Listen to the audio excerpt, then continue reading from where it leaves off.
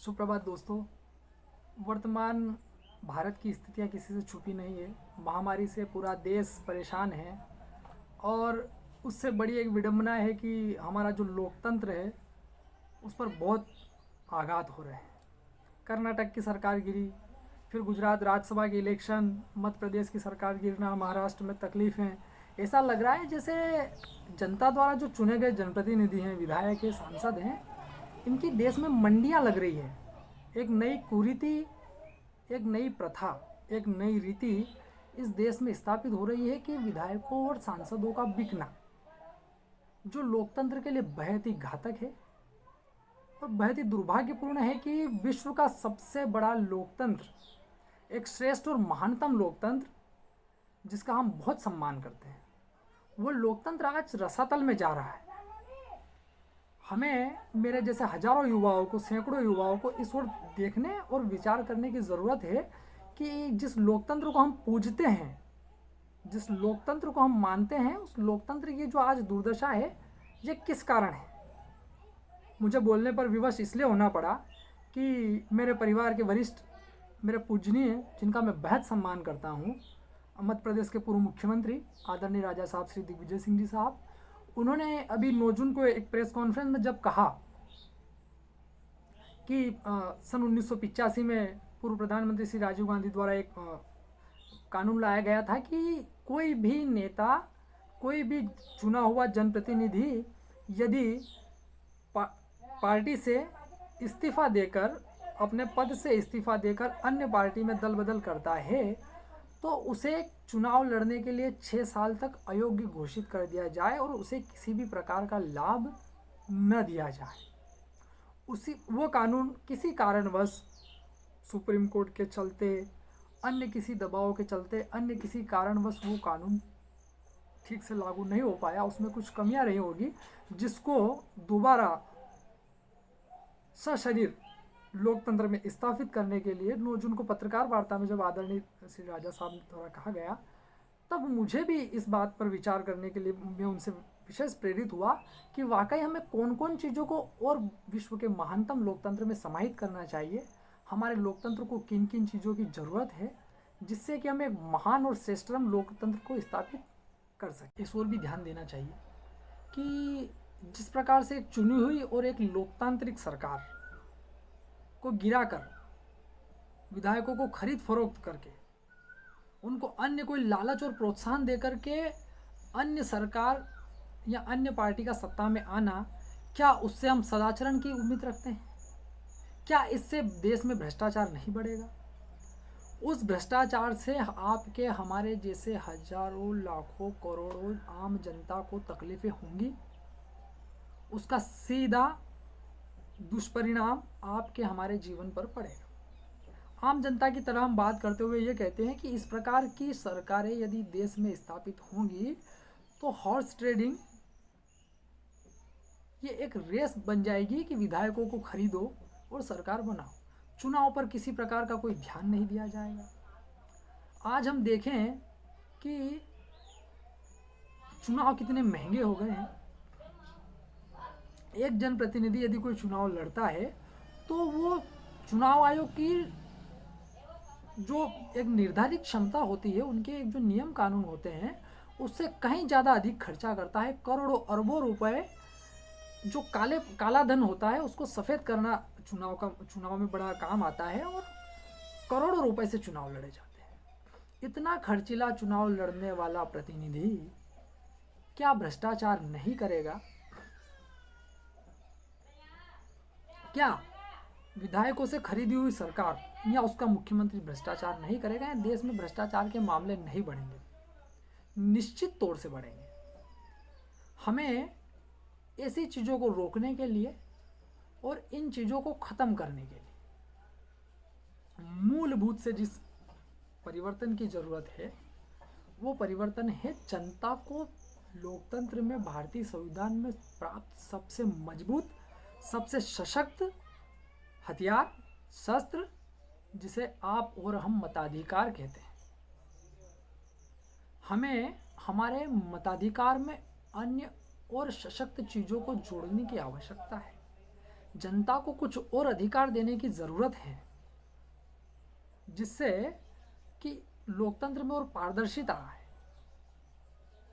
हमें यह चाहिए कि चुनाव आयोग जो जिस प्रतिनिधि को इलेक्शन के लिए तैयार करता है, जो पार्टी चुनाव के लिए आगे आती है, हम देखते हैं अधिकांश देश में भी ये हो रहा है कि चुनाव घोषित हो जाता है, पार्टी प्रत्याशी के नाम दाखिल हो जाते हैं, उनके चुनाव चिन्ह आवंटित हो जाते हैं और वोट गिरने के लगभग 2 या 4-5 दिन के पहले वो चुनावी घोषणा पत्र प्रस्तुत करते हैं। बेतुका, बेवजह, अयोग्य, विवादित, असंभव और पूर्ण रूप से यथा जो कभी हो ही नहीं सकता, ऐसी घोषणाओं के साथ एक पार्टी उस घोषणा पत्र के साथ जनता के बीच में आती है और बहुत ही कम समय में उनसे खोखले वादे करके जीतने की आशा रखती है। कभी इस पर कोई ध्यान नहीं दिया गया। हमें अब लोकतंत्र को और सशक्त और पारदर्शी करने के लिए सबसे पहले ये चाहिए कि जब राज्य में चुनाव की जैसे ही घोषणा हो, तभी चुनाव आयोग या जनता ये कहे कि बताइए आपके विज़न क्या है, बताइए आप किस आधार पर चुनाव लड़ेंगे। जनप्रतिनिधि से कहें आपके क्षेत्र की क्या समस्याएं हैं, आप उसका एजेंडा लाइए, आप उसका एक घोषणा पत्र लाइए। पार्टी चुनाव की तारीखों से पहले एक निश्चित घोषणा पत्र बनाए। मेरी तो ये रिक्वेस्ट है कि चुनाव आयोग ऐसी कमेटी बनाए, ऐसे विशेषज्ञ बनाए, स्वास्थ्य संबंधी विशेषज्ञ बनाए, शिक्षा संबंधी विशेषज्ञ बनाए और जिन मुद्दों को लेकर के, जिन घोषणा पत्र में जो वादे कर करके जो पार्टियां आती है, वो जो कमेटी होती है, जो विशेषज्ञों की कमेटी, वो उनसे पूछे कि बताइए इस योजना को, इस प्लान को आप विस्तार पूर्वक समझाइए कि आपके पास क्या प्लान है। आप इतने कम सालों में, 5 साल में आपने एक जो निर्धारित समय योजना के लिए, आपके जो मुद्दे के लिए कर रखा है। मुझे बेहद खुशी की बात अभी ये है कि देश में पहली बार कांग्रेस की सरकार ने एक निर्धारित कार्य की समय सीमा तैयार की है घोषणावाद। जैसे मध्य प्रदेश में कांग्रेस की सरकार ने कहा कि 10 दिनों के अंदर कर्ज माफ़ी की शुरुआत हम मध्य प्रदेश में कर देंगे। तो एक ये निर्धारित समय होना चाहिए कि सत्ता की जो पार्टी सत्ता में आने के बाद कार्य को कितने दिनों में कर देगी, उसका भी उस घोषणा पत्र में विवरण होना चाहिए। उसमें हम ये देखेंगे कि अगली पार्टी ये कह रही है कि हम 5 साल में ये कार्य करेंगे, अगली पार्टी 3 साल में कर रही है।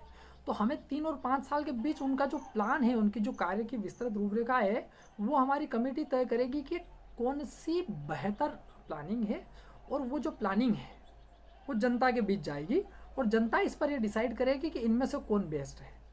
इनकी जो तैयारियां हैं चुनाव के प्रति वो कितनी अच्छी हैं, इनके जो घोषणा पत्र है, इनके जो वादे हैं वो लोकतंत्र पर कितने बेस्ट हैं। बिना किसी विवाद के, बिना किसी रुकावट के 5 साल तक सिर्फ और सिर्फ विकासात्मक राजनीति के लिए जो पार्टी उचित होगी, उसी जनप्रतिनिधि को, उसी पार्टी को राज्य में, देश में सत्ता में आने का अवसर जनता द्वारा दिया जाए। दूसरा पक्ष है हमारे मताधिकार में एक नई चीज़, हालांकि जो पहले से थी लेकिन अब वोटिंग मशीन में भी जुड़ गई है, NOTA, none of the above, यानी नकारने का अधिकार। ये जो नकारने का अधिकार मताधिकार में जुड़ा है, इस अधिकार में यदि एक बहुमत के साथ या अधिक संख्या में vote none of the above NOTA को जाते हैं, तो इससे अभी भारतीय चुनाव के आंकड़े और उसके नतीजों में कोई प्रभाव नहीं पड़ेगा। उससे सिर्फ जो निष्क्रिय वोट हैं, जिन लोगों की इच्छा उन प्रतिनिधियों को, जो जीतने योग्य प्रतिनिधि हैं, उनको वोट देने की इच्छा नहीं है, वो none of the above NOTA में वोट डालते हैं, जिससे कि भारतीय लोकतंत्र में उन वोटों की गिनती का, गिनने न गिनने, वो वोट देने या न देने से कोई फर्क नहीं पड़ेगा। हमें यह चाहिए कि यह सिर्फ हमारे लिए पूर्ण नहीं, अन्य देशों की तरह, जिस तरह विश्व के अन्य विकसित देशों में, अन्य लोकतांत्रिक देशों में यह सुविधा है, यह एक नया कानून, यह एक नया अधिकार जनता को दिया गया है कि यदि बहुमत से ज़्यादा या बहुमत के बराबर नोटा को वोट जाते हैं, नॉन ऑफ द अबाव को वोट जाते हैं, तो वहाँ के चुनाव निरस्त कर दिए जाएंगे और वहाँ दोबारा चुनाव करवाए जाएंगे। वहाँ नोटा का विशेष महत्व है। हमें यह चाहिए कि हमारा देश भी इस प्रकार सशक्त भारत बनने के लिए और एक लोकतांत्रिक महत्व को और अधिक बढ़ाने के लिए इस प्रकार के बदलाव करें या इस विषय में आगे सोचें। दक्षिण अफ्रीकी देश कोलंबिया, जहां एक निचले स्तर के अधिकारी, एक निचले स्तर के जनप्रतिनिधि से लगा करके गवर्नर, राष्ट्रपति तक यह कानून लागू है कि यदि इलेक्शन में none of the above vote ज़्यादा मिले हैं तो वह चुनाव पूर्णतः निरस्त हो जाएगा, वहाँ अगले चुनाव करवा जाएंगे। उसमें सबसे अच्छी बात यह है कि अभी अमेरिकी राज्य मैसाचुसेट्स में सन 2006 में उसमें एक और नया और बदलाव करते हुए none of the above for new election, यानी यदि इलेक्शन में नोटा को बहुमत हासिल हुई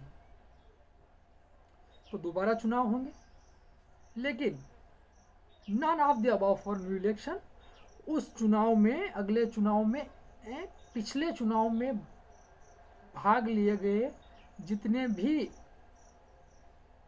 जनप्रतिनिधि हैं, जितने भी चुनाव लड़ने वाले हैं, वो भाग नहीं ले पाए।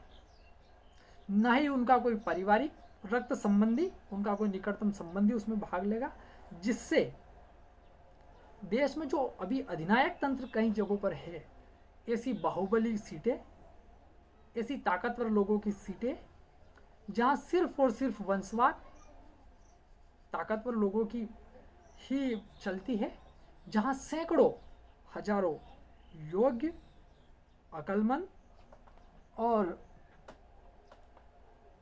शिक्षित युवा कहीं ना कहीं दबाव महसूस करते हैं, जो आगे नहीं आ पा रहे हैं।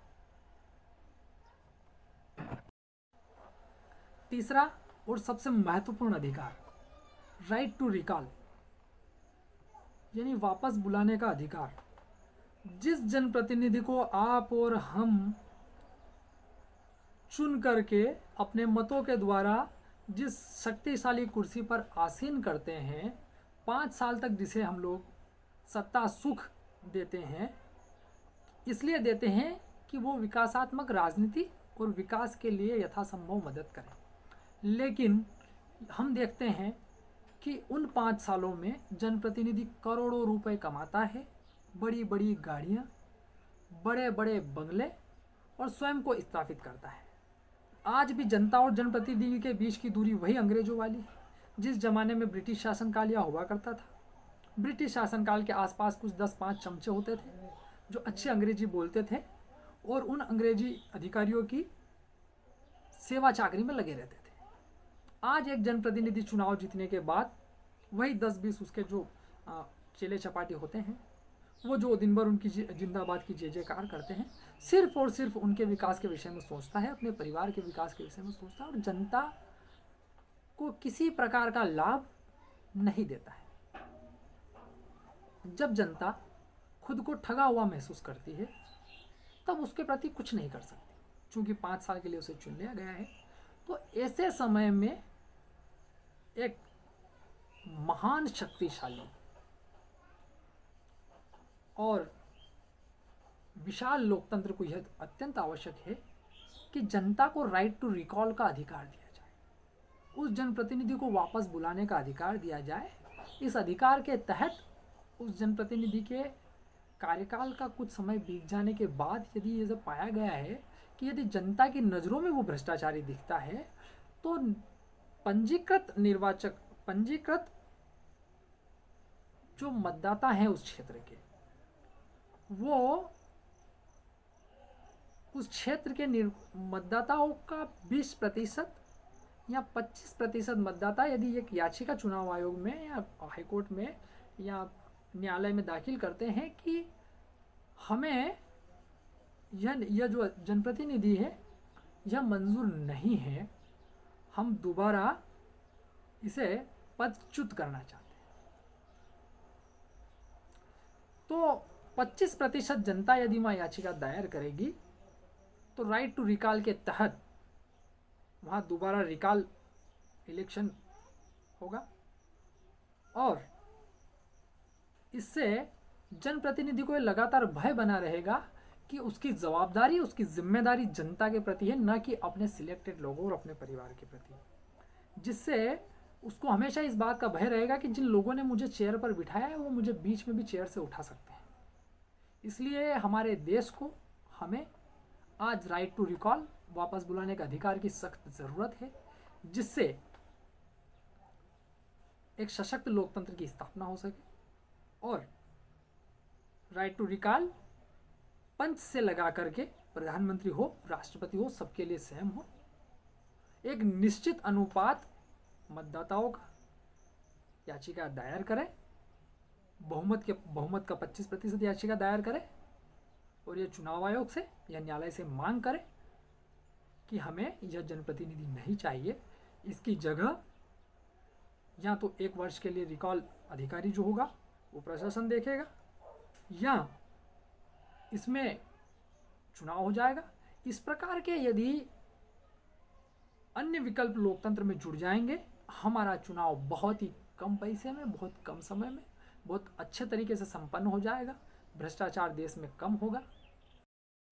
आदरणीय साथियों, मेरे द्वारा आपके सामने मूल रूप से 3 बातें रखी गई। चुनाव प्रबंधन में कुछ नई रीतियां जोड़ी जाएं, मताधिकार में हमें 2 अधिकार और प्राप्त करवाए जाएं। एक था none of the above for new election और दूसरा था राइट टू रिकॉल।